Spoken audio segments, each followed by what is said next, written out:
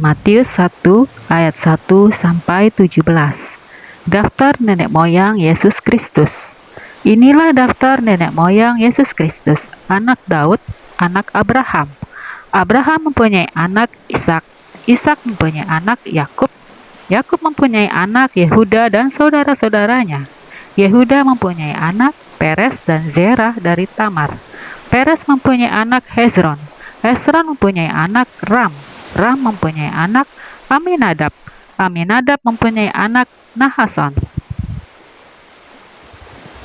Nahason mempunyai anak Salmon, Salmon mempunyai anak Boas dari Rahab, Boas mempunyai anak Obed dari Rut, Obed mempunyai anak Isai, Isai mempunyai anak Raja Daud, Raja Daud mempunyai anak Salomo dari istri Uria, Salomo mempunyai anak Rehabeam, Rehabeam mempunyai anak Abia, Abia mempunyai anak Asa, Asa mempunyai anak Yosafat, Yosafat mempunyai anak Yoram, Yoram mempunyai anak Uzia, Uzia mempunyai anak Yotam, Yotam mempunyai anak Ahaz, Ahaz mempunyai anak Hizkia, Hizkia mempunyai anak Manasye, Manasye mempunyai anak Amon, Amon mempunyai anak Yosia, Yosia mempunyai anak Yehonya dan saudara-saudaranya pada waktu pembuangan ke Babel.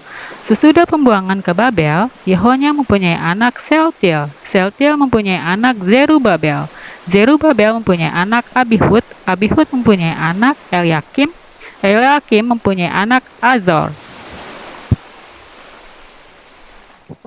Azor mempunyai anak Zadok, Zadok mempunyai anak Akhim, Akhim mempunyai anak Eliud, Eliud mempunyai anak Eleazar, Eleazar mempunyai anak Matan, Matan mempunyai anak Yakub, Yakub mempunyai anak Yusuf suami Maria yang melahirkan Yesus yang disebut Kristus.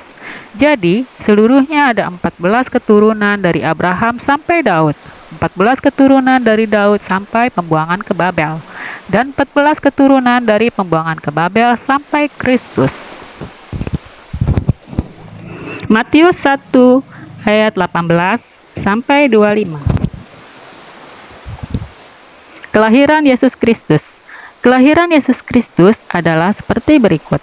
Pada waktu Maria, ibunya bertunangan dengan Yusuf, ternyata ia mengandung dari Roh Kudus sebelum mereka hidup sebagai suami istri. Karena Yusuf suaminya, seorang yang tulus hati dan tidak mau mencemarkan nama istrinya di depan umum, ia bermaksud menceraikannya dengan diam-diam. Tetapi ketika ia mempertimbangkan maksud itu, malaikat Tuhan tampak kepadanya dalam mimpi dan berkata, "Yusuf, anak Daud, janganlah engkau takut mengambil Maria sebagai istrimu, sebab anak yang di dalam kandungannya adalah dari Roh Kudus.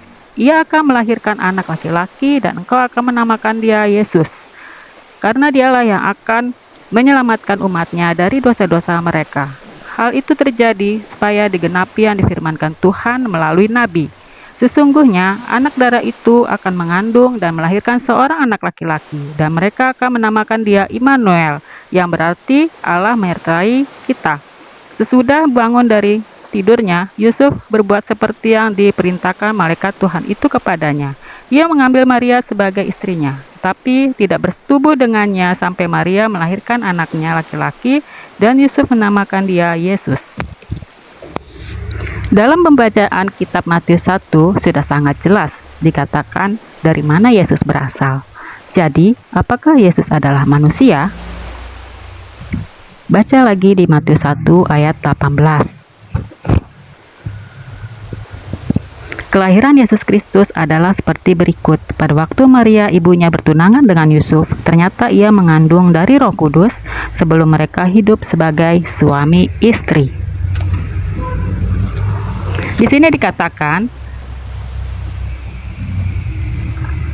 bahwa Maria dan Yusuf sedang bertunangan dan mereka belum hidup sebagai suami istri, tapi Maria mengandung dari Roh Kudus. Baca juga ayat referensi di Lukas 1 ayat 27. Lukas 1 ayat 27. Begini bunyinya. Kepada seorang perawan yang bertunangan dengan seorang bernama Yusuf dari keluarga Daud. Nama perawan itu Maria. Sudah ditegaskan di ayat ini bahwa Maria adalah seorang perawan, dan pada saat pertunangan dengan Yusuf, Maria mengandung dari Roh Kudus. Roh Kudus adalah Allah, Allah yang berbentuk roh. Karena Allah tidak kelihatan dan Allah itu kudus, makanya Allah punya sebutan Roh Kudus. Baca ulang lagi Matius 1 ayat 18 dan Lukas 1 ayat 27.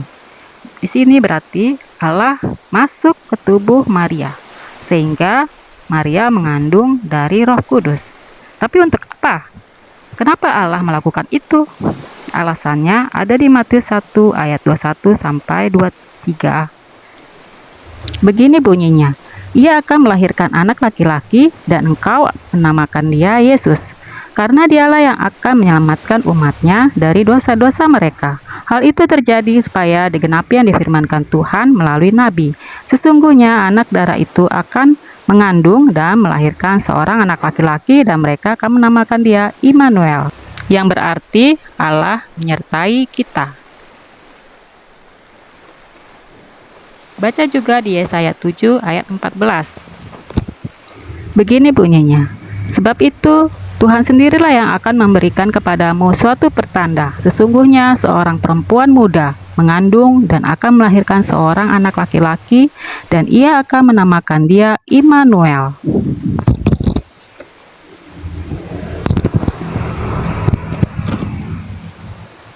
Ia berarti Maria. Engkau yang dimaksud adalah Yusuf. Reaksi Yusuf ketika tahu kalau Maria mengandung, baca di Matius 1 ayat 19 sampai 25.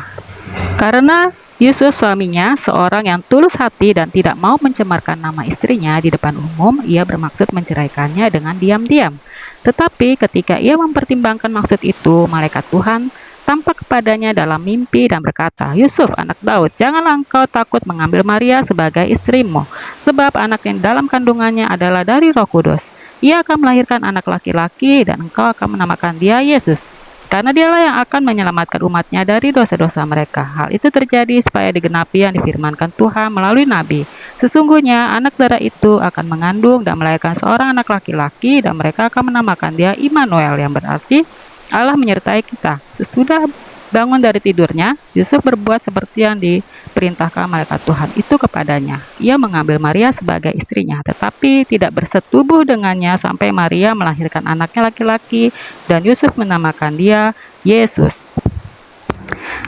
Di ayat yang sudah kita ulang tadi, di sini sudah dikatakan reaksi Yusuf ketika tahu Maria mengandung, yaitu Yusuf mempertimbangkan keinginannya. Dia ingin menceraikan Maria dengan diam-diam.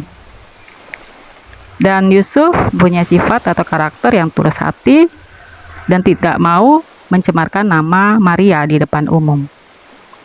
Dan di sini sudah jelas sekali sifat Yusuf, yaitu sangat mencintai Maria. Dia sangat menjaga Maria. Dan ketika keinginan Yusuf untuk menceraikan Maria, Yusuf mempunyai keinginan untuk menceraikan Maria karena Yusuf belum tahu kalau Maria mengandung dari Roh Kudus. Jadi bisa dikatakan waktu itu Yusuf sangat bingung dengan apa yang terjadi dengan Maria. Sedangkan Maria masih perawan, tidak pernah disentuh oleh Yusuf, dan Yusuf benar-benar sangat mencintai dan menjaga Maria. Dan hubungan mereka, yaitu hubungan Yusuf dan Maria, hubungan yang sangat kudus atau suci.